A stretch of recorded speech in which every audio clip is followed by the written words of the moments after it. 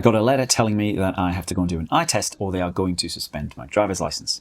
Which sounds dramatic, but it's not really. I'm 49, you just have to do them every 5 years. The problem is I'm not in New South Wales, Australia. I'm in Japan. So this is now a thing that I'm going to have to manage. This could be stressful, but it isn't, because it's exactly the sort of thing that Johnny.Decimal was designed for. It simplifies your life by giving you a place to put everything. And this dramatically reduces the amount of time you spend managing stuff. So here's an end-to-end example using a bunch of techniques. The first step is to find a home for this unwelcome piece of life admin. Everything's got a home, and that's an ID. There are two ways to find this home.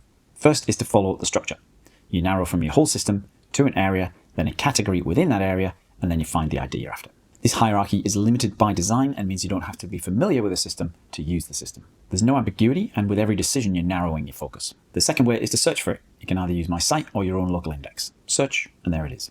You don't have to use this system for long for it to become very familiar, because the numbers lock things in place, and they prevent sprawl and they stop things moving around. So I knew this ID would be up in the front half of 11 before I even started looking.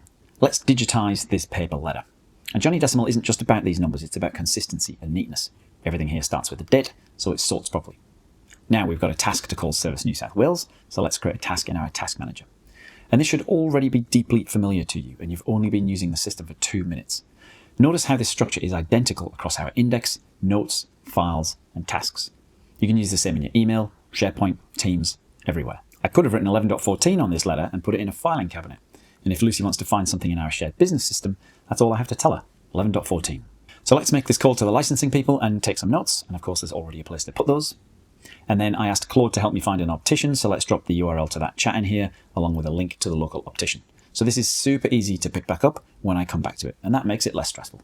It should be obvious that this ID, 11.14 licenses, is something you can depend on. People see these numbers and think they're going to be confusing, like you can't deal with a handful of simple, structured numbers. Well, you know what's more confusing? The constantly changing mess of ill-defined folders full of ambiguously named files that is every work system I've ever seen.